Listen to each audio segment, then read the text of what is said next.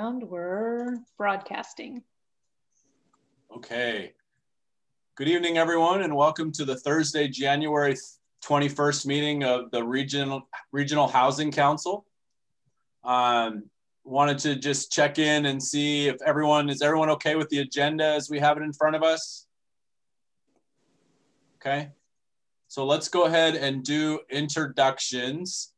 And what I'll do is pass it, like I have the last couple of times, I'll pass it to the rep for a jurisdiction and have them walk through the introductions from that jurisdiction. So let's start with Councilmember Cox and Lacey.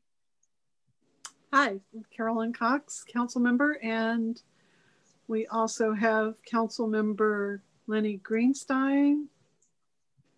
We have Kelly Adams, and I don't see, is Rick on here too? Yes, Rick.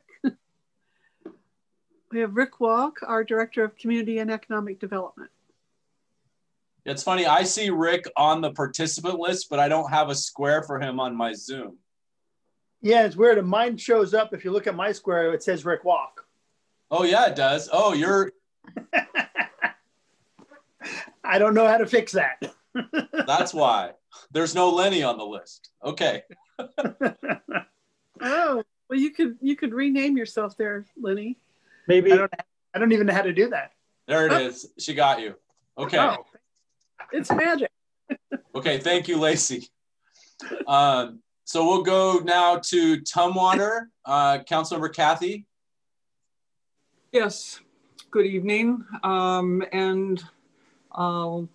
am here and in the company of our city administrator, John Doan. Okay. You're also in the company of Brad Medred. Oh, is Brad here? There he is. He's right there. Great. Welcome. We can't do it without him, so I'm glad that I was here. Okay, so Olympia. I'm Councilmember Jim Cooper. We have Keith Staley, Assistant City Manager, and we have our Home Fund Manager, Carrie Retlin. And our new alternate is Councilmember Danny Madrone. She'll be jumping right into the funding group, but currently can't make this meeting time. So her and I'll stay connected. She's the chair of our land use committee, which is meeting right now. Okay, so Thurston County, I don't see the commissioner. So Tom, why don't you kind of be in the lead for the moment? All right, Tom Webster with Public Health and Social Services. We also have Keely Marino, our Homeless and Affordable Housing Coordinator, and Jacinda Stelchis, our Affordable Housing Coordinator. And I see Caitlin Johnson, who's sitting in for Ramiro Chavez, who cannot be with us tonight. Okay, wonderful. I'm gonna go back and I see that City Manager Scott Spence has joined us from Lacey. Welcome, Scott. Sorry for the technical difficulties. No worries. And then I think Councilmember Althauser is here too now. Welcome, Michael. Hi there. Sorry, I'm a couple minutes late. I couldn't open my calendar for some reason. Okay. We're just wrapping up on introduction, so you're good. So we know that Mayor Foster won't make it. He's having his vaccination this afternoon, so good for him. Good reason to do his part and not be here. And then I think we'll just keep an eye out for Commissioner Mejia. I don't know, Caitlin, if you can connect with her or Sarah and make sure she has the information from your end.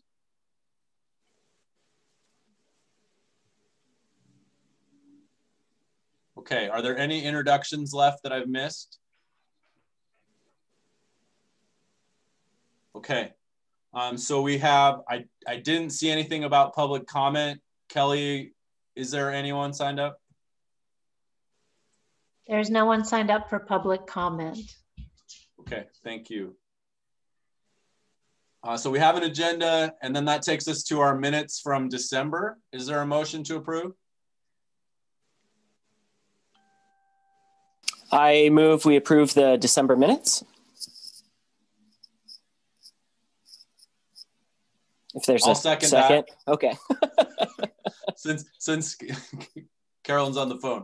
So all in favor, or any amendments? All in favor say aye. Aye.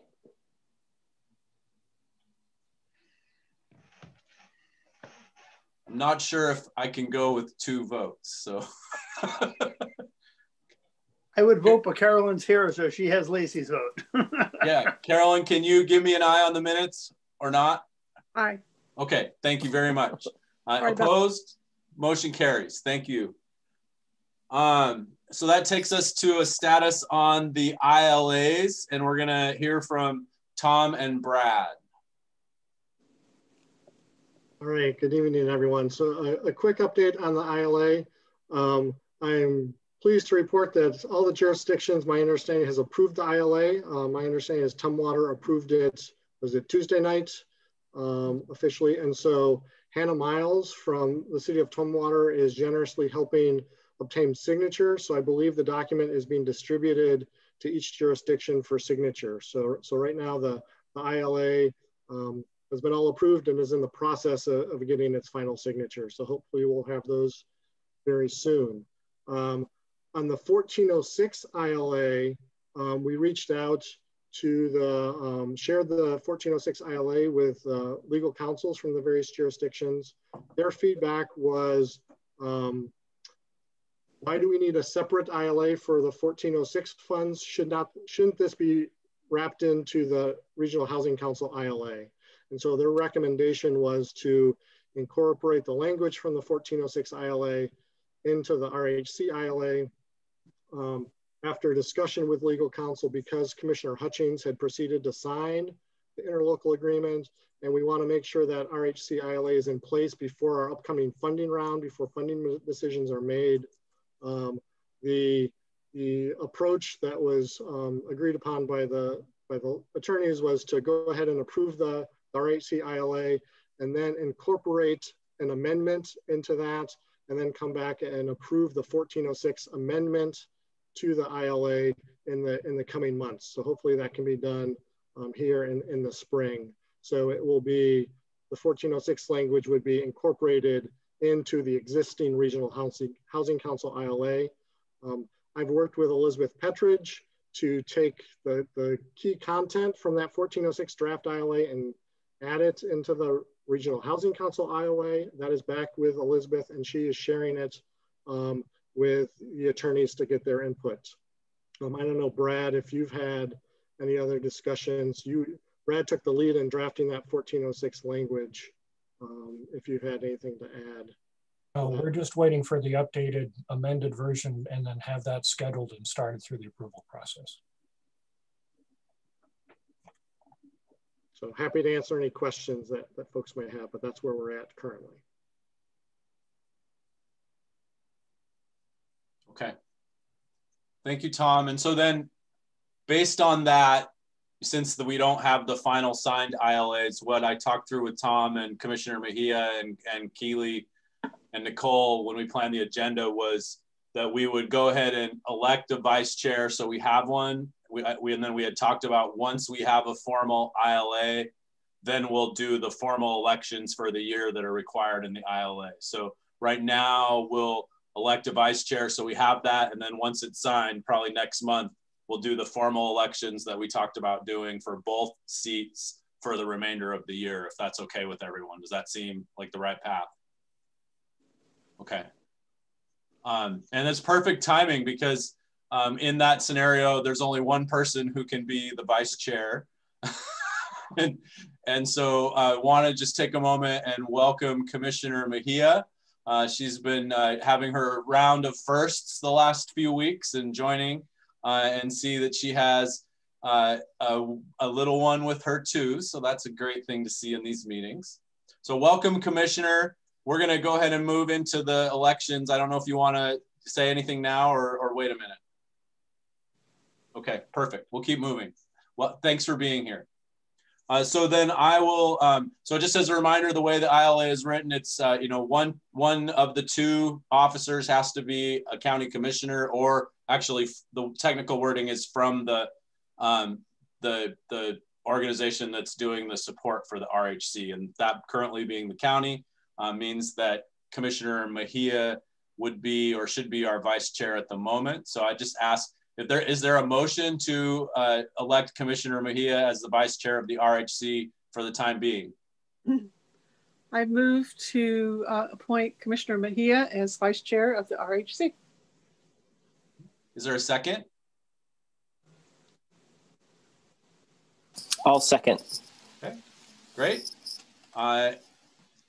Assuming you accept, Commissioner? Yes, I accept. Okay.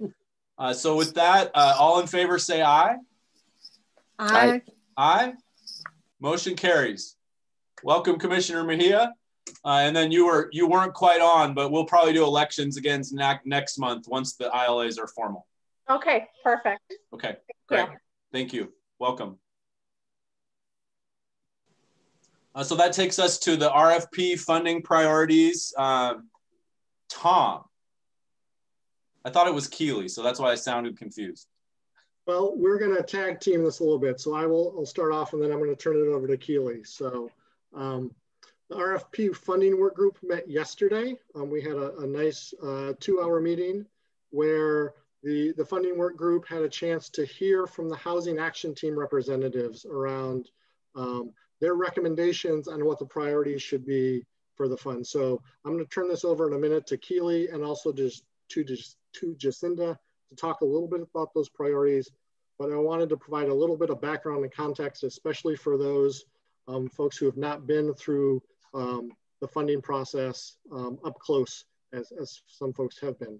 So the first thing I'm gonna do is I'm gonna share my screen if I'm able to walk through where just an initial estimate of what kind of funds we have available we're talking about this year. So the most important thing is to say these are estimates. These are not final numbers. There are still lots of numbers that are being finalized. So these are different fund sources that are going to go into an RFP process, or actually there are multiple RFPs that get issued. So the first two are federal sources. One is home and the other is CDBG. And this is the county's CDBG that I'm just listing here. This is not the CDBG funding that Olympia receives. So based on last year's estimates, we expect to receive around $700,000 in home money. And so that is to support our affordable housing pipeline. That's, we'll see once we get a final federal budget, but that's based on last year's funding, what we expect. For the CDBG funds, we expect around $1 million to be allocated. And those funds will be going to the city of Tumwater this year. And the city of Tumwater will be going through their own process to distribute those CDBG funds. The other funds that we will be putting out for RFP are our 2060, a local document recording fee. And these fees are to be used for affordable housing, and we partner these with the home funds. We need a local match, and so this serves as our local match. Based on our collections last year and doing a little projections, we're projecting to collect around $375,000 in 2060 revenue. We have collected more than we've spent the last couple of years, so we do have a fund balance, and so we think we can supplement that amount this year with about $125,000 from our fund balance to allow us to RFP approximately $500,000 in 2060 funds this year. For Consolidated Homeless Grant and HEN, these are both state resources. So once again, we do not have a state budget yet for this year, but based on last year's funding, if funding stays consistent, that would be around $800,000 in CHG funding and around $1.7 million in HEN funding. Those are dependent on the state, so hard to know what's going to happen through the state budget process this year, but hopefully we'll be close to those numbers, if not more. 2163 is our other document recording fee, and these are for local fees for homeless services. Last year, what we're projecting to collect based on the last couple of years is $2.5 million in document recording fees. We've built up a bit of a fund balance as well in this fund. And so we're projecting that we could allocate $400,000 from that fund balance for an RFP total of about $2.9 million. I will say, and as a side, last year, the HHSC really looked closely at the 2163. COVID hit right as they were making funding decisions. There was a real concern about what impact the economy, the downturn in the economy would have in the collection of these funds. So there was We scaled back a little bit in what we funded last year with 2163. And lo and behold, we had a record collection in 2163 revenue last year with lots of people refinancing. So we collected more in this past year than we anticipated back in March, April, May of last year when the economy was really in a downturn. So a little extra in 2163 this year to spend.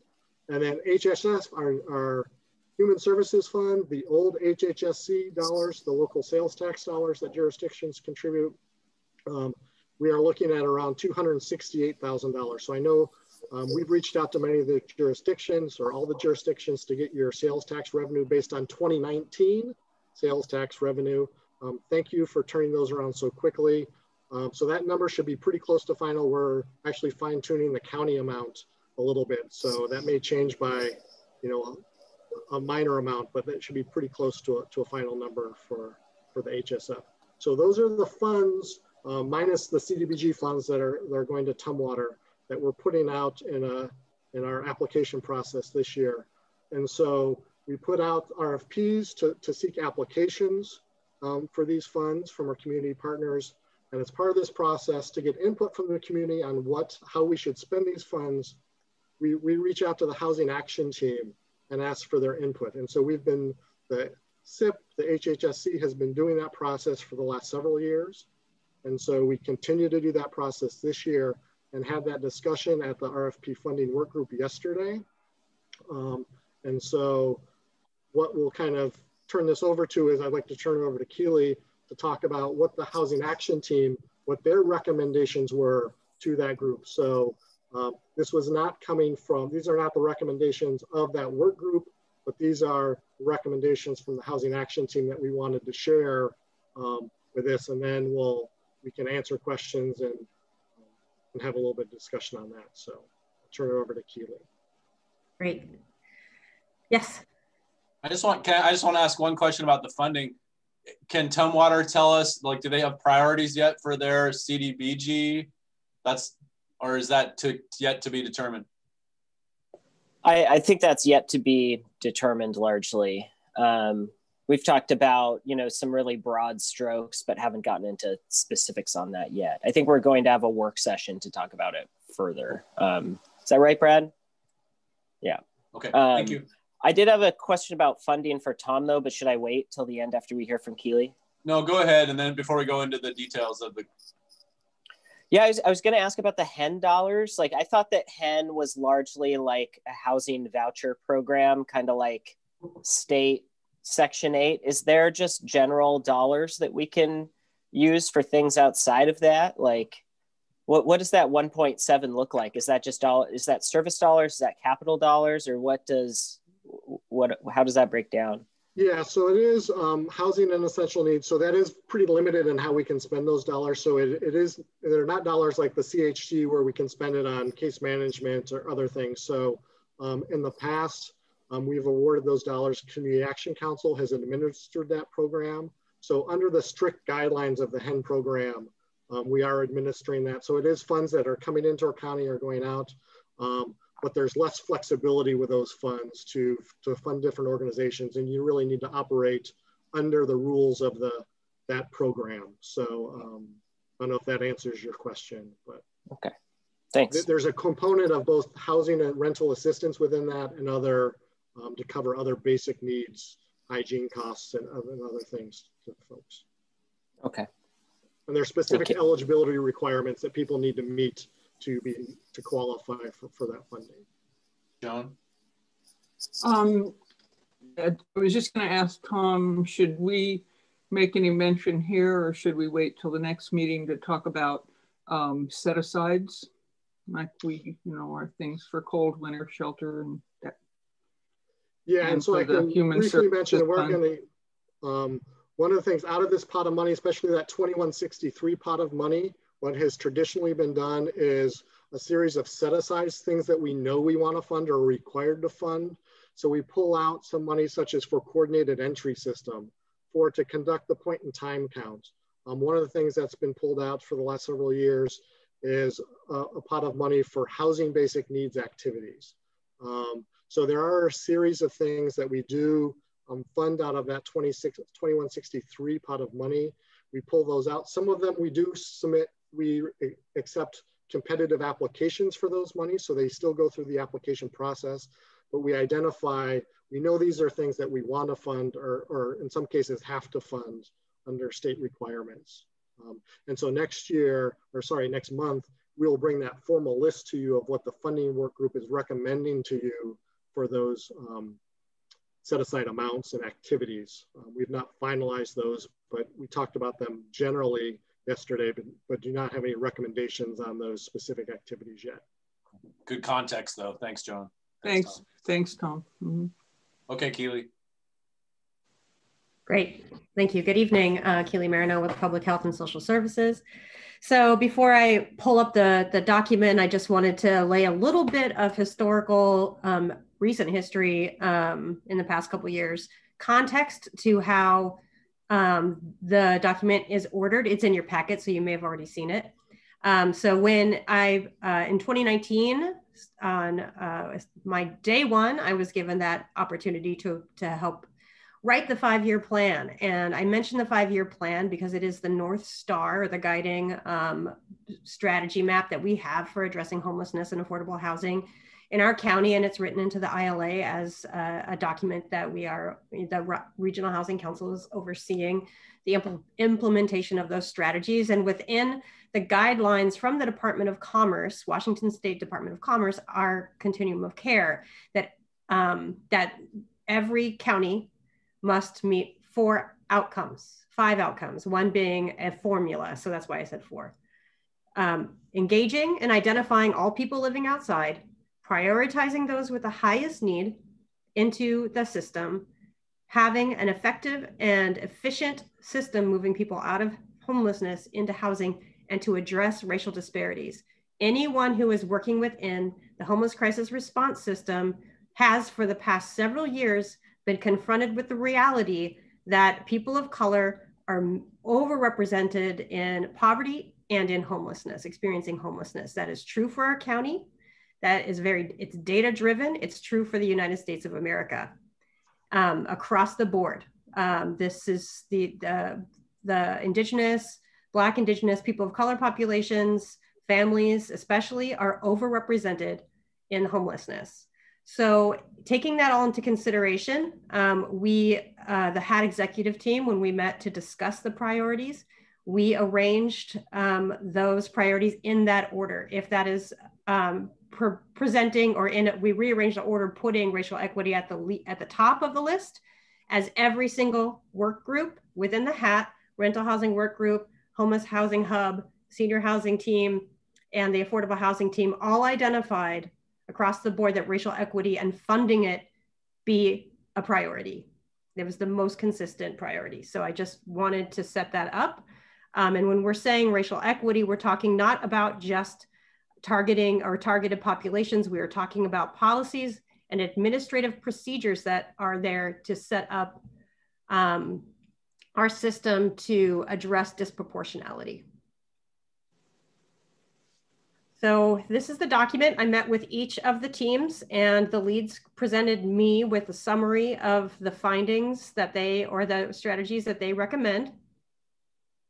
And so these are directly representing what the work teams have agreed upon to present as funding priorities. The Homeless Housing Hub, under the Consolidated Homeless Grant Guidelines, which are the guidelines that the county operates under with regards to contracting and working within our homeless crisis response system, is identified as our local continuum of care, one duty of which is to approve funding priorities, 5-year plans, et cetera. So this did go through that vetting process with the Homeless Housing Hub, and our local continuum of care has approved these as funding priorities.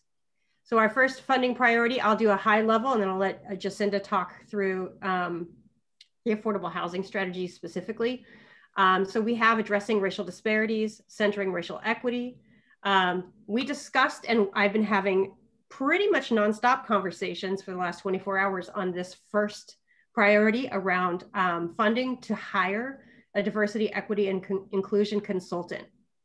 So what this looks like, where this person is housed, How that person is chosen, that process has not been determined. The intent for this being part of the priorities and up there in terms of at the very top is that we take it seriously, and we're going to find a way to ensure that when we're moving forward the strategies within the homeless crisis response system, we have oversight and we have vetting of our strategies. So we will be developing what this looks like in terms of scale, in terms of cost, in terms of duties in the next month. Second is to prioritize funding to agencies that provide methods and strategies to address racial disparities within the low income and homeless population. So this is again addressing administration. So this might look like a question in the RFP. What is your agency doing to within your administration to ensure that you're moving towards racial equity, that sort of thing. That might be what a question might look like within the RFP to determine that. So there's our racial equity is also peppered throughout all of the remaining strategies because it isn't just at the administration level, it's at every, it's within every element of our homeless crisis response system. So the other outcome that was identified by Washington State Department of Commerce is that identify and engage all people living outside. So that is essentially outreach. Historically, or in the last couple of years, we have funded Partners of Prevention Education for cold weather contracting and for hazardous weather shelter in place activities. That funding has increased. They're doing that year round because of COVID, and we've become incredibly reliant on our outreach efforts. We've also funded Interfaith Works navigation team and part of Rosie's Place street outreach team for youth and young adults. So this is just saying we're going to continue, we're going to maintain what we're doing at the minimum, if not increase, but we must maintain. The third is prioritize housing placements for those with the highest needs. Here we call out, we have subpopulations. We have seniors, youth and young adults, families, single adults, and veterans. In those subpopulations, are we doling out funds? Are we ensuring that funds are going proportionately to those subpopulations represented in the data? So prioritizing funding in that way. And then this is where we meet the strategy within the 5-year plan of maintaining what emergency shelter and homeless services we already have. So here we have our emergency shelter system, our rapid rehousing, and other essential services. So this, of course, is a 2-year funding cycle. So we have seen our shelter system have to completely morph and shift to meet the requirements from the CDC and the public health for safety with regards to social distancing within their shelters. We're done, as far as I know, across the United States with mass congregate sheltering. That is a thing of the past. So something to keep in mind when we're making funding decisions around what does that look like moving forward, and how are we thinking about doing the work that we're doing when we have decreased number of shelter beds in the next year because of social distancing. This fourth is to operate an effective and efficient homeless crisis response system, moving folks from houselessness into permanent housing.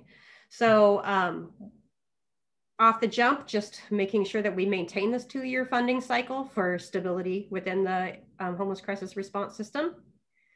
Within fair housing regulations, prioritizing funding for affordable housing projects that promote prioritizing housing first. And for those that if you have questions about housing first, I'm happy to answer some questions and what that means, and racial equity principles and populations earning 60% or less AMI. So pretty broad. Direct available affordable housing funds or capital projects for new unit creation and preservation of units for permanent supportive housing, permanent housing, multifamily rental, and home ownership for those who are literally homeless. Support capital funding for affordable housing projects that promote growth of personal and family wealth, specifically through home ownership programs. This is the first time it has been called out specifically in our funding priorities that home ownership is a pathway into personal wealth and out of poverty. Ensure priority capital and affordable housing projects are proportionally dispersed, also with a racially equitable lens or process through all subpopulations, and those are listed. And then prioritizing the selection of 3 affordable housing projects to include home ownership, preservation, permanent supportive housing, while leveraging local funding and ensuring that that happens on an annual basis.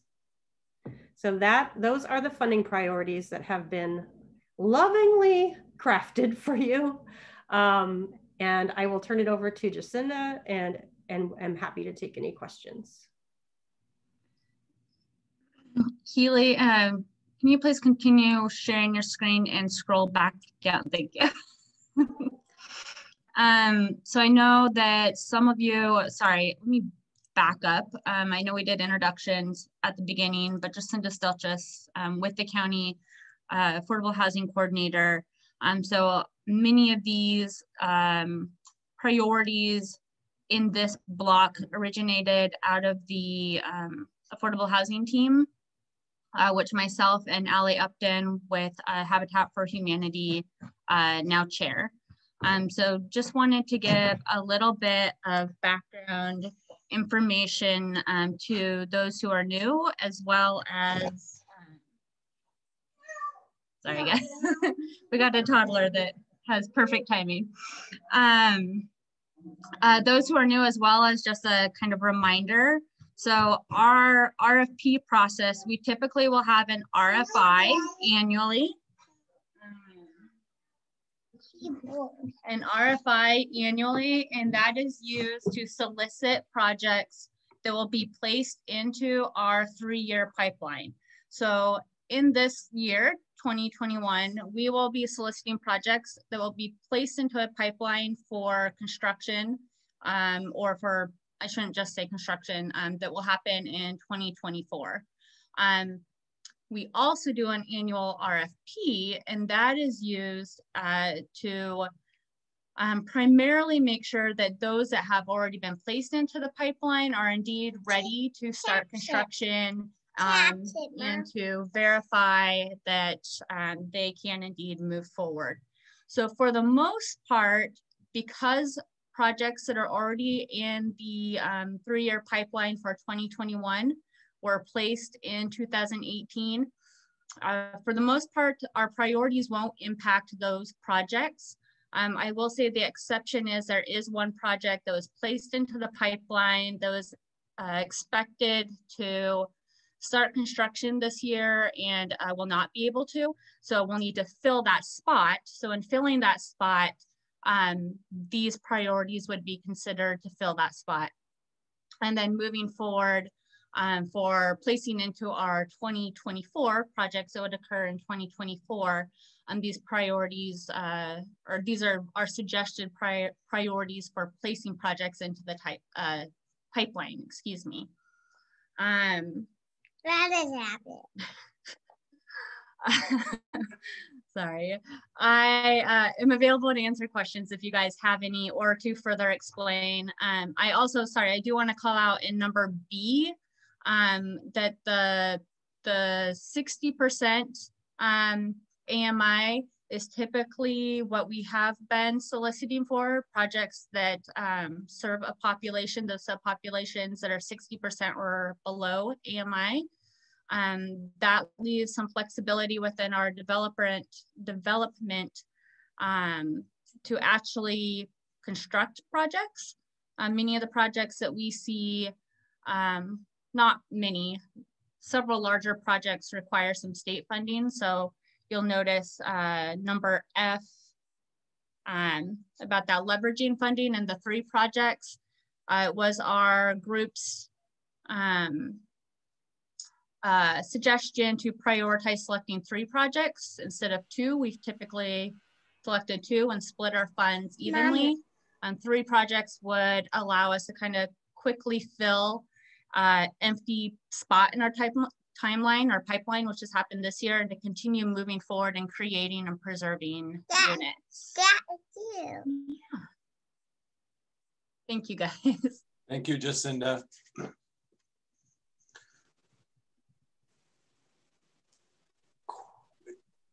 Ready to open it up, Tom, or is there more?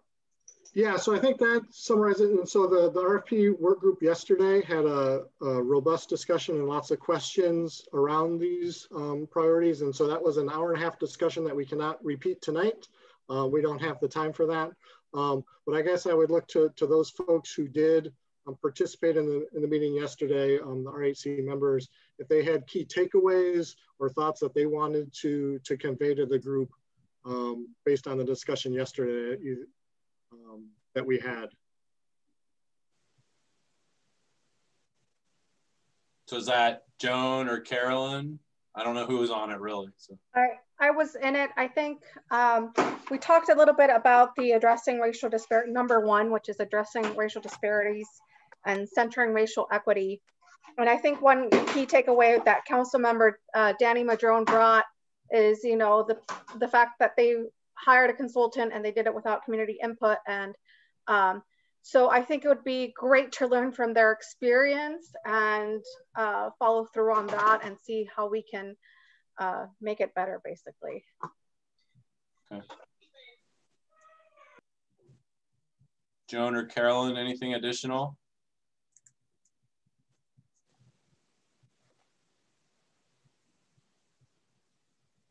You're muted, Carolyn. Sorry, trying to mute out my cat. In this past year's funding cycle, I think it worked really, really well. This was, I mean, it was a return to electeds having more influence in recommending the final funding allocations to county commissioners. We scrambled last year to try to make that process work in a hurry. And I think county staff was amazing in helping us get it all together and package it up. But I think having gotten through that and done that and proven that we can do that, I think we need to stay the course on that. I don't know, Joan, if you have anything you'd like to add to that, but. I'm not sure exactly what you said. Sorry. I mean, I'm listening, but you're saying that the way we did it last year, we should stay the course. Is that what you're saying, Carolyn? Pretty much, yeah. And that way was going over these priorities first and then discussing it in terms of allocation of funds. Well, and bringing it through the Regional Housing Council to make the final recommendations to county commissioners, but working with input through HAT and having this coordinated approach. But that, to me, the process that we centered on this past year eliminated potential conflicts of interest, was a fairly smooth and straightforward process that I think gave the cities the influence that they felt like they needed, since these are public tax dollars, and yet, acknowledge that county commissioners have the final authority on that. I agree with what you're saying. That was part of the system. I think one of the things that I tried to ask yesterday and wasn't sure because of what is it we were going to present here. So I think here is just the same thing that we got presented, which is the overview, like Keely said, and the bones of it. We went through it, and in the different notes that I made or whatever, I'm wondering if there's going to be some specific asks for funding and for money, or how this is, some of these things, how they're going to work before before we present certain pieces of this, I guess, or something as a priority for funding. I mean, this is a lot. This is a lot of really good stuff and a lot of stuff that's really necessary to do. But I guess I was hoping eventually that we would see, okay, so a coordinator is going to cost this, or doing our equity, that is going to, as we read through these, where's where's the real need and meat of it, and what should we be looking at how to spend our money? I think that's what I was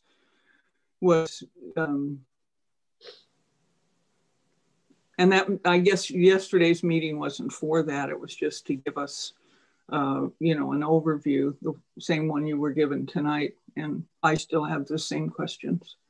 Okay. Yeah, if I could jump in, I think that's helpful to talk a little bit about the process moving forward. So yesterday was a chance for that group to hear these priorities, and we wanted to share those with you and get any initial reactions that you may have. As a next step, the work group next month will really be diving into this. We've asked the Housing Action Team to come back with a more specific request around the diversity consultant, what that would look like, what that may cost.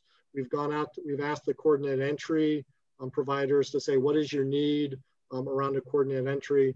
So our task, the task of that work group next month is to really take these recommendations and develop some very specific priorities to include in the RFP, to look at the set-asides that we want to pull out.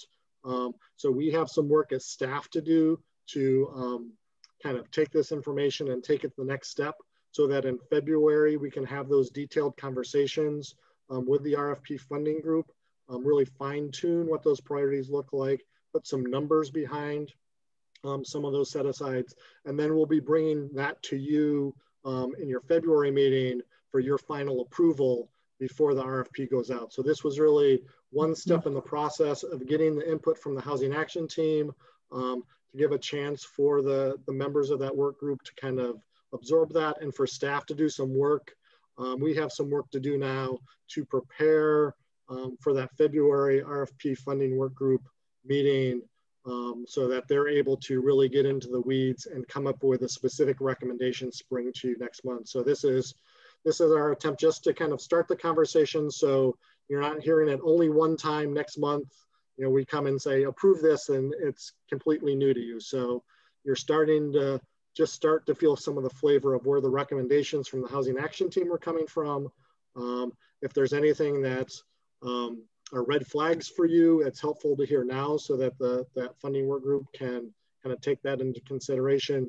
But kind of the next step will be to get into the details and put this into a something that will go into the RFP for your consideration. Good. Okay, that's helpful. Thanks, Tom. Okay. So really like red flags or concerns or direction from the people who aren't on the funding group right now, so that the funding group can wrestle with that next month. Yes, that would be helpful if there's any of that. Okay, so that, I think that's Michael and Lenny and I. Lenny, anything to say? The only thing I would say is, and it's certainly not a red flag, but I always get concerned when I see money going out to consultants that might be better used to actually do the services that we're trying to do to actually help people. I always get concerned when we're spending money on consultants, not just in this case, but I bring this up every time we talk about consultants at the city, you know, in Lacey's jurisdiction as well. The amount of money government spends, or in many cases wastes, on consultants is just, it sticks in my craw a bit. So I just think we need to be really careful if we're spending money on consultants. Is it necessary? Can it be done without the consultant and get the same results? Okay. Thank you, Lenny. Michael? I don't really have too much to add. I had some similar questions as Joan, and I think those were answered. So thank you, Tom, for providing that insight. Okay. So I just have a comment on the first part. You know, the equity focus. Is there a funding source that allows that work because it's required by Commerce or the Fed, or is that going to come out of our sales tax money? That is certainly eligible under the 2163 okay. Fund source. That is certainly an eligible activity. Okay. Have the providers had equity questions on their RFP before already since 2019, or will this be the first time? We did have one in the last 2 years. I would say it was fairly basic. and not a robust question or analysis. So we started it a couple of years ago, but I think we have room for growth in that area. So my initial thought on this, and Carolina, our flub on a consultant was a little bit different because we weren't looking for an expert, we were looking for a facilitator. And so that to me is a little bit different here. I want to make sure that we get the best expertise we can find around how to really, you know, crack open housing policy and make it equitable for our neighbors of color. To me, that means an expert in the field and hopefully someone of color, or a firm that's, you know, owned by people of color. But I also wonder if our own providers already have a lot of the answers. And so like part of me says, maybe we do need a facilitator to pay them to be at a table to answer these questions, you know, versus someone coming in and giving us a recipe. I don't know for sure. Keely, have you thought about that path? There are, yes, thank you for asking. So there are experts within our provider community, but there's significant issues around that. Some of them are frontline staff, some of them are middle management. I don't believe any of them are executive or very few are executive. And so there's some dynamics at play. If they provide some steering and their frontline staff, are they protected? Are they compensated? Are they taken seriously? Are they compromising their contract with the county if they say something counter to a strategy that we present? So we are in the process of working out, what does a steering committee look like? Because we will not move forward without that. And those are details that we're working out. I'm working with our providers who provide leadership in racial equity conversations in homeless crisis response system and the homeless crisis response system to do that very thing. Okay. And it's because it's a delicate and nuanced issue that the system currently as it is not equipped to address. Okay, that's enough. I appreciate that line of thinking, and I think knowing a lot of the players in that group, they'll come up with the right path for our community. So my other question is around the pipeline. And now I don't see Jacinda anymore. Oh, she's there. Okay. So will this RFP take applications for that 2024 pipeline, or is that a separate process that comes later? I wasn't quite clear there.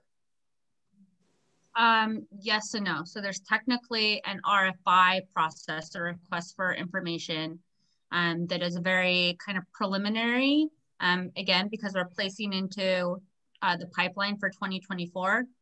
You know, those projects are likely to change a little bit in the meantime. The RFP will solicit applications from those that are already in the pipeline to make sure that they are indeed ready to move forward.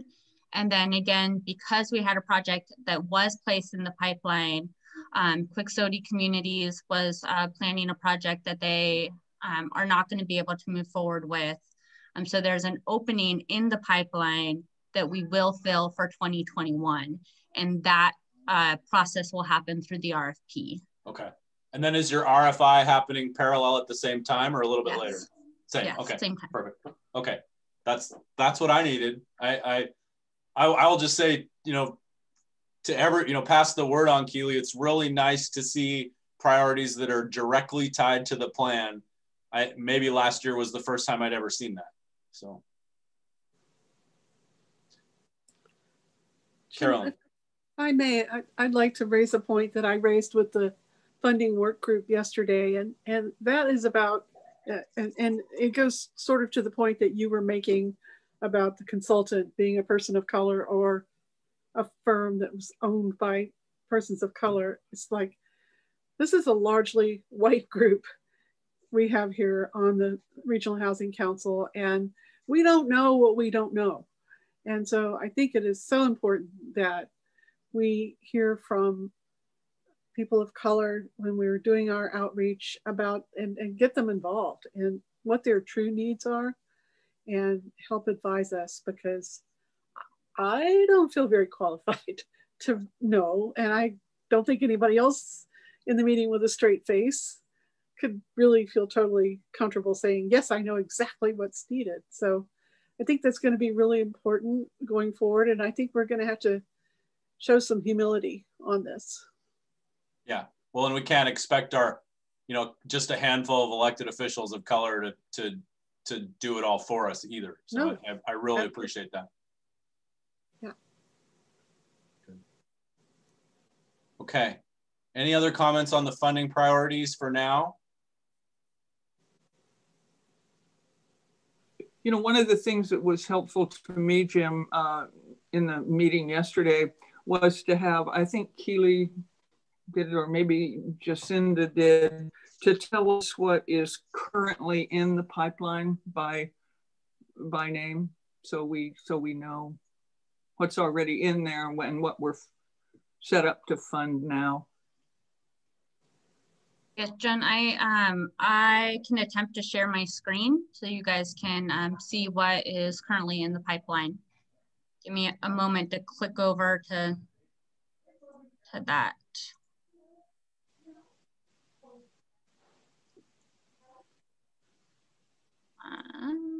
There we go. Let's see.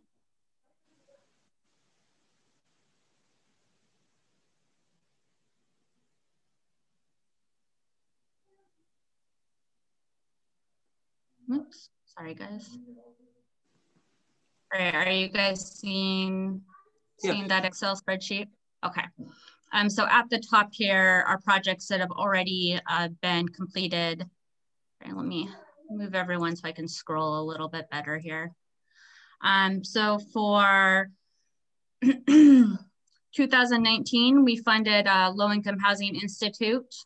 They just broke ground on their Martin Way project in November. Family Support Services Center was also funded in 2019, and they just got all of their funding in place, and they're kind of moving forward into now a little ways out, but closing on their final financing and really preparing to start groundbreaking on that project.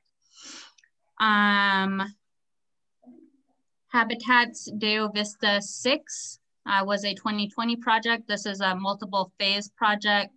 They are actively constructing 8 units in Lacey there, and this is the last phase of that project.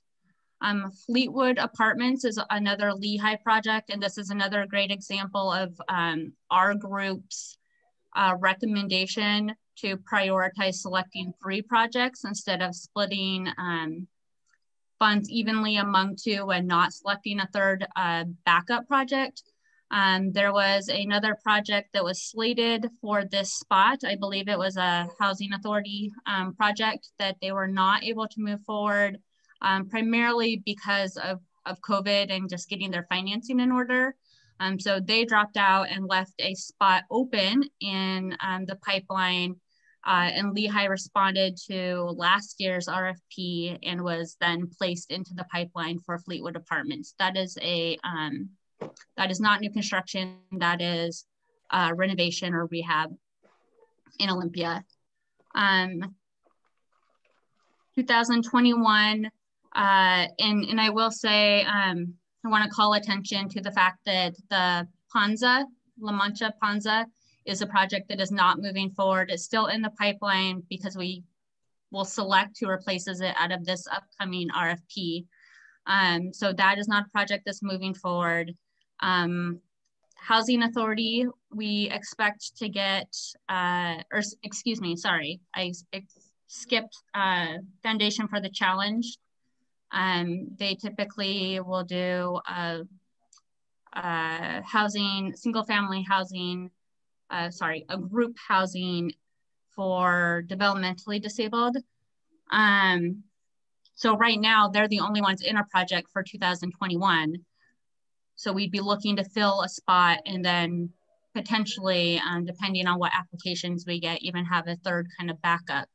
And then you'll see in 22 and 23, we have built out there, and then we'll add through the RFI in this year, projects that are anticipated to be funded and start construction in 2024. Can you or Keely send that out to us so we have it? Thank you. Good question. Thank you. I just want to say thank you very much for doing that. Some of these I was already aware of, but to see them spread out and looked at and what they're for, I think is really helpful to me. So I think it's a good thing to send out. Okay, I can do that. Any other questions before I stop sharing? I can say thank you again. Okay, I think we're good. In fact, we need to move on. So good questions though. Okay, so I'm going to turn it over to, it looks like Keith and Keely to talk about siting. Yes, I'm going to start, and Keely's going to bring it home. We have continued to look at the feasibility of our Carpenter and Martin property and determined that it's not feasible to move forward with that property as a safe parking facility or as a mitigation site. There's more capital improvements there and a longer permitting process than we anticipated. So our recommendation is that we not move forward with that project. We were going to spend a lot of money and only get a small amount of benefit. Our city engineer was able to lay out approximately 30 parking stalls, and it was going to cost us over $500,000 to operate that facility, and probably in the range of about $100,000 to make the property suitable for use. So we're back out in the market actively looking at different properties for that use. And frankly, we'll probably be able to come back next month and continue that conversation. I will say from a siting perspective, our friends at the county GIS function have done remarkably well in screening all of the available properties in the county. They provided us a list of about 250 that are maybe the top contenders, and each of our jurisdictions are reviewing those independently. I suspect when we get back together again next month, we'll be able to come forward with a more refined list than 250. But in the meantime, and I'm glad that the agenda laid out the way it did, because going through the Housing Action Team's priorities, I think is helpful here in what Keely and I are going to propose as far as a short-term remedy. And that's creating a scattered site approach to supporting individuals who are already camping in our community and just upgrading the level of service both to the sites and the level of case management to the individuals there. And I'll let Keely speak to that in more detail. Thank you. In the spirit of recognizing that this need is not diminishing, but rather increasing, and with the inability to find an appropriate site for either a shelter or for a safe parking program that meets our needs to serve as many people as possible, that isn't $500,000, $600,000, $700,000 to get going for a year. We considered, and we're considering and proposing that we pivot to the scattered site model. So the scattered site model would be a model where there would be an agency that is contracted to provide case management, intensive case management, site management in terms of working with the residents there to create their own structured environment where there are behavioral expectations for all of the residents that are agreeing to stay wherever they are staying.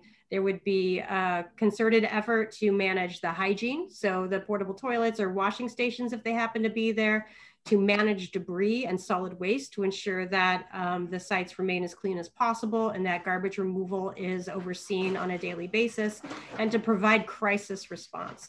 So we have thought this is right now, it's our best option for moving forward in managing the situation that we have growing throughout the county, not just in Olympia, for those who are living unsheltered.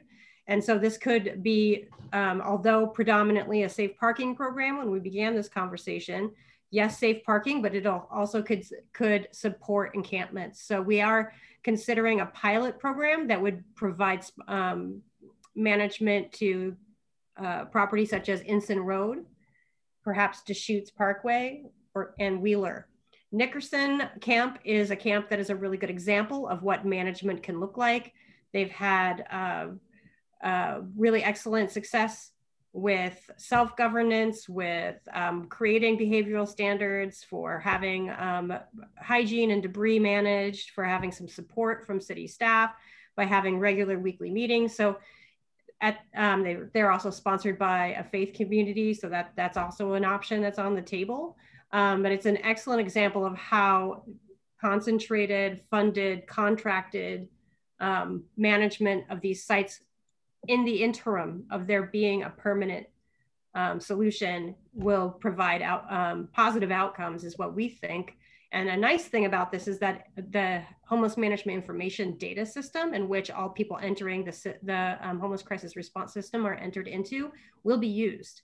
It's not standardly used for outreach, so we will be able to follow positive outcomes. So movement into treatment, movement into housing, movement into coordinated entry, getting their IDs, et cetera. So I think it's a really good solution now. And as a pilot program, we'll be able to pull that data and be able to determine its level of success. One more thing I'd like to add. Tuesday evening, was that Tuesday evening? Yeah, Tuesday evening, our city council heard from our community court administrator and our municipal court judge about an expansion of our community court system. We were awarded a $400,000 Department of Justice grant to expand our community court. And we anticipate spending a portion of those grant funds on actually providing housing to people in our community court system. And I'd like to suggest that we take that same approach here, that our objective isn't just to manage people on the street, it's to move people into permanent housing, whether that's permanent supportive housing or otherwise. So we'd like to include some funding to pilot this program of, directly moving people from the street into housing and supporting them in that housing going forward. So we're not at a point where we have all the details of this together yet. We've got some draft scope of work that we're looking at, and we're talking about, how we manage this program. But as Keely said, we feel that this is our best path forward under the circumstances that we're currently operating in. So we're really looking for your concurrence this evening to continue down this path, to continue to develop this. The intention is to use the dollars that the county previously had set aside for the safe parking program and to repurpose those dollars for the scattered site program. So again, looking for your concurrence to move that forward. I'll just add, in that community court presentation, 56% of the people going through the community court didn't have a house. Yeah, it's huge. Yeah. Okay, comments around this path forward, change in direction. Joan. I just have a question. Maybe I missed it in some of our other materials. So Keith, is this a combination then of parking and tents, and how are the people living on those successful sites? Well, this is a new approach for us. As Keely said, we do have scattered site outreach right now, but it's really more providing survival supplies, tents and sleeping bags, and drink, water, food. This is taking a step beyond that and ramping up the management of the locations, whether that's Deschutes Parkway or Ensign Road, but also providing the intensive case management to the individuals to facilitate them moving forward to either a different location or hopefully a different housing arrangement. I see. Okay, thank you. Sure.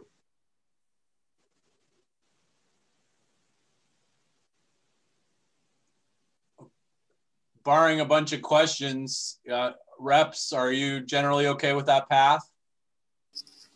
I sit on the siting subcommittee, and I agree with the recommendation that it doesn't make a lot of sense to invest a ton of capital for so little in return. That's kind of a tough choice to make, especially because this is the second time we've sort of looked at this general area. So it sort of feels like, it's kind of disappointing because we want to make sure that we can try to get these services out and get them out quickly. And we've had 2 plans that felt pretty good and that the numbers just weren't there and just didn't work out. And so in that sense, it's disappointing, but I'm also, heartened and think that sort of the alternative approach we're talking about, I think will be more successful. And, honestly, I think that scattered site might be better than focusing it on one location in terms of us making this viable. And I think that, it's not a bad thing that if we look across jurisdictional lines that we all, since we're approaching this as a regional basis, that we take regional responsibility as well. I'll say that too. So I think it's probably the right way to proceed. And I think that the way that Keith has described it with case management is really what's going to be critical. So it'll be interesting to see sort of the nuts and bolts of how that'll actually work. Because I think that's a really big point, not just in it being successful, but we've also had a lot of conversations about how are we going to communicate this with the public so that people know that we have a strategy for not just how things will start, but also how we envision them continuing on and envisioning people accessing services and getting off the street and out of their cars and into housing, ideally, if that's the right solution for them. So I think it's the right way to move forward. Thank you. I totally agree with what Michael just said. Okay. Carolina, are you okay with that? I agree with what Michael's saying. Okay. Yeah, me too. So show us what you got. We'll be back. Okay. Thank you, Keely. Thank you. Yeah, well, I think a lot of ways scattered site just keeps people a little more stable for a minute anyway. So it is a tough conundrum though, to Michael's point. Okay, so I think we have quick updates on common understanding. Keely? Yes, nothing to report. Okay. Relationships, Tom? Yeah, so we talked last month, we provided you with a draft of the relationship document between how the RHC will relate to other stakeholders in the Housing Action Team. We also shared that with the HAT and asked for input. Received some comments from folks, not an overwhelming amount of comments. So what we've done is provided an updated draft in your packet.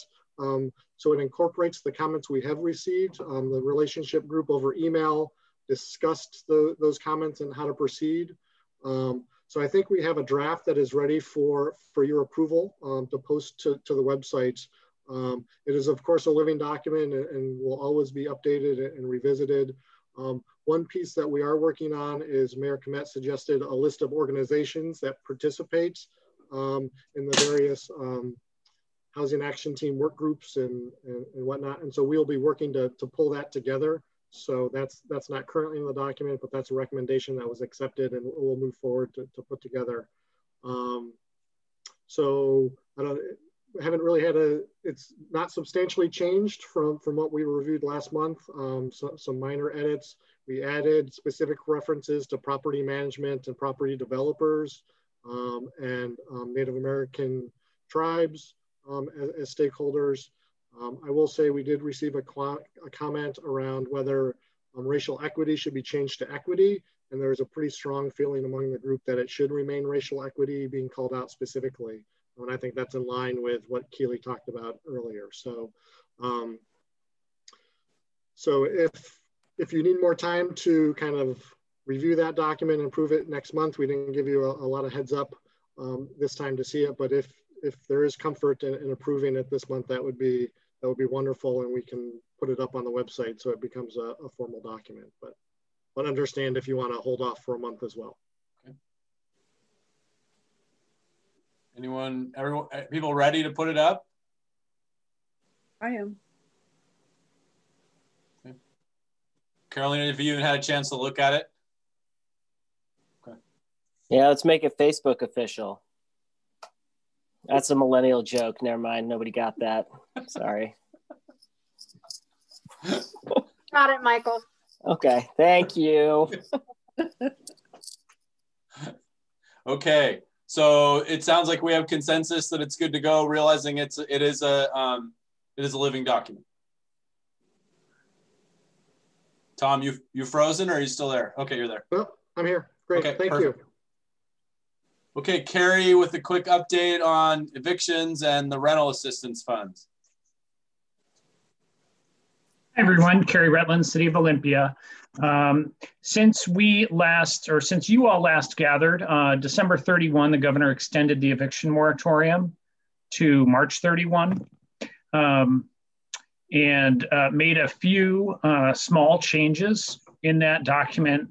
One was prohibition related to emergency shelters. It added some language that's being discussed in the community and statewide about that exempts emergency shelters where length of stay is conditioned upon a resident's participation in and compliance with a supportive services program.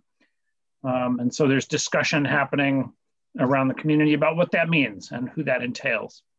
When last I spoke with you, City of Olympia was working with, and I know Tom is working on this too, to contract 1406 revenue from fiscal year 2020 for rental assistance. I sent a draft contract to Community Action Council, and that didn't go very well. So we're still negotiating that. Part of the sticking point was I had to take a kind of a strict line based on what we have and have not been hearing from Department of Commerce around administrative and other non-rent assistance funds like operational support for staff. That's something that's really needed for rent assistance, because generally when you do rent assistance, you have to interview a tenant, you have to gather a certain amount of information. It's relatively staff intensive work. So we're back and forth about that, but I've also been reaching out to MRSC and some other jurisdictions to try and resolve that issue. It's not an immediate concern since Community Action Council they're still running on fumes and some other dollars are on the way. So there's a bigger issue there that I'm going to continue to work on. So Councilmember Cooper, I know this is something on a future agenda for the city, and I'm not sure if I'm going to make that deadline or not yet right now. So I'll keep you posted on that. While I have the floor, I'll also mention that Olympia's Home Fund RFP is going to post next month. We work in close connection with you all and the county to line up RFPs. Olympia Home Fund's RFP right now is really focused on supportive housing. Jacinda, sorry about my program assistant in the background. Jacinda already mentioned the 2 supportive housing projects that we funded in the last 2 years. So far that collaboration from my perspective has been a big success. And we also are expecting more HUD money, just like the county is. We have not gotten details yet. So Olympia receives direct funds from HUD, but we do not have details yet. So far, we've gotten $600,000 in coronavirus assistance in 2 waves and $403,000 in program year 2020. But we are expecting more, but we haven't heard from HUD on details on that yet. Questions? Otherwise, I'll turn it back to you, Chair Cooper. No, I was going to ask Tom if you can throw in what you know about rental assistance from your end. Yeah, I did want to provide an update. So the county actually we received the wire transfer yesterday from the Department of Treasury So the county has received $8.7 million from the Department of Treasury for rental assistance. And this is rent and utility assistance. So unlike the ERAP, the previous money that was rent assistance only, this can be used for rent and utility assistance. We're also hearing that there'll be additional rental assistance money coming from the state. That is still to be determined. So we expect potentially receiving some of that Treasury Department money that is going to the state to also come to the county. And that may also come to the jurisdictions. I don't know, that's to be determined. But speaking with County Manager Chavez yesterday, he wanted to make sure that I do coordinate with the other jurisdictions as jurisdictions receive rent assistance money from the state, that we're coordinating how these funds are allocated. So I'll be reaching out through the technical team and having conversations with staff just to make sure we're all coordinating with the influx of rental assistance. But the 8.7 million is obviously a substantial chunk of money that we have this year. It basically can spend through this year. We're learning the program rules. Department of Treasury is putting out new guidance and clarification every day. So we're working hard to kind of learn what those rules are, and we're going to try to make them as similar to the ERAP program as possible, but there will be some differences that we're still understanding and figuring out how to roll out. So great, thank you. And then I would just also ask Lacey or Tumwater, any updates on your 2020 1406 that are worth telling yet? 2019, or sorry, yeah, 2020, last year, my bad. What year is it? I think on our end, we're using the bulk of those dollars for rental assistance through the Together program that we use for rental assistance for school age kids whose families are in need. Great. Okay. Anything on Lacey end? Go ahead, Scott. So we are trying to work with a program with Homes First as well as CYS to find a place lease for 2 years for 4 adult teens. And so Homes First is buying a home, and we're trying to work with CYS to provide the wraparound services for that. Okay. Was that the one that was supposed to be by North Thurston? No. Oh, different property. Okay, got it. Cool. Okay, great. Any questions or comments on eviction? Okay. So that takes us to our meeting time. So 2 dynamics to throw out there. So the first one is that the Lacey City Council, like a lot of us, has gone to meeting earlier, and this is the 1 week a month where they have to wait and have their meeting at 7 o'clock because of this meeting. And so the other dynamic is Councilmember Madrone, who's our new alternate from Olympia, is not able to attend tonight, but she's also able to stay connected to me. So that's not a fatal flaw. So I wanted to, I guess the first question is, could everyone do this meeting at 1:30 or 2 o'clock on the same day of the month? Or do we need to go out to a doodle poll and look for a different evening? If it's during the day, I would not be able to participate. I have to have something in the evening. Okay. In order to consistently get away. That's just due to work obligations. I mean, this time of year, I'm doing 80-hour weeks, right. And it's, yeah, like I have, yeah. So I just can't do during the day whenever the legislature is in session. Okay. Any other? So, okay. So I think that right there is enough of a reason to go out to a poll, and we'll do our best. And what Lenny's told me before the meeting was, if we try and we can't make it work, Lacey will be our friend at least for another month. So, Scott, any other dynamics or Carolyn or Lenny that you want to throw back out there before we make the doodle poll? Okay. Well, I'll just say I wasn't very popular when I said this to my seatmates the other night, but there is an option for Lacey to go back to all our meetings starting at 7. As I say, I don't think I'm going to win any friends pushing that, but if they're anything like us and they've gotten to be the same length at 5:30 as they were at 7, you don't want to be that late. So Okay. Yeah. At least until we're able to go back to meeting in person. Then we likely will move back to 7 is my guess, just because public participation in live meetings, obviously 4 o'clock, 4:30 becomes a problem for people with, with regular jobs. So. Yeah, and I'll point out Shelley's comment in the chat. This is the Law and Justice Committee night, which I think, and then my wife's on that call in the other room. I could actually hear it. So, so we'll look at. Yeah, and I sit on that, but got someone else to take that so I could be here. So. Okay.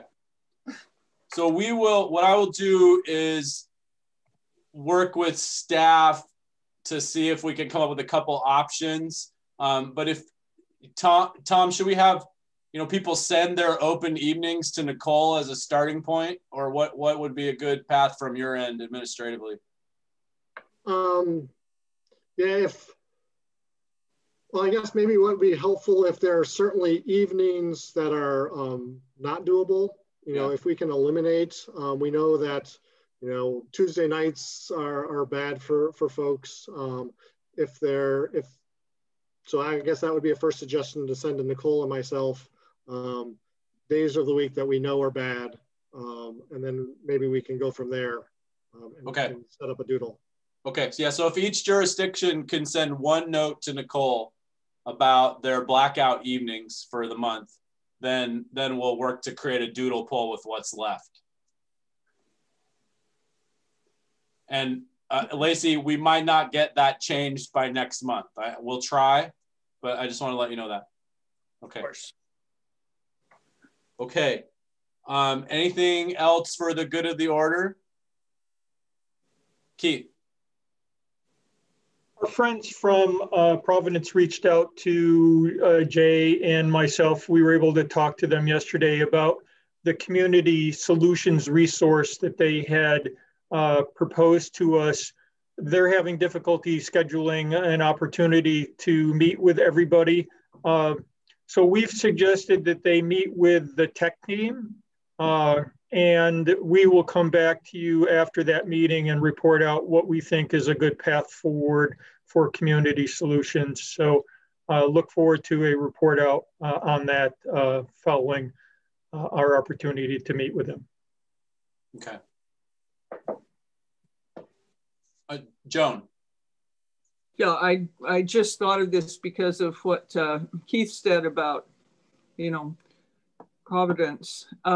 Is it too soon for us to meet with or suggest some input from Multicare that's going to be moving into our community? I know they do a lot of different work through their hospital requirements. Yeah, I don't know when that closes, but I'll check in with Mike Reed, our Economic Development Director. Keith, unless you know anything. I don't. Okay. That's a great idea. Yeah, and they're already in this community through their Indigo clinics and other things. So I think them coming in here could maybe expand our reach. And, yeah. Good. Okay, that was what I wanted to say. And Keith, I'll throw out too, just the priorities from the funding team made me wonder if there could be a nexus between Providence's expenditure and maybe community solutions and this equity work, but I don't know who's experts in what. So I'll just throw that out there. Take a look at that. Okay. Anything else? Okay. Thank you all, everyone. We are adjourned. See you next month. Thank you. Sign the LLAs.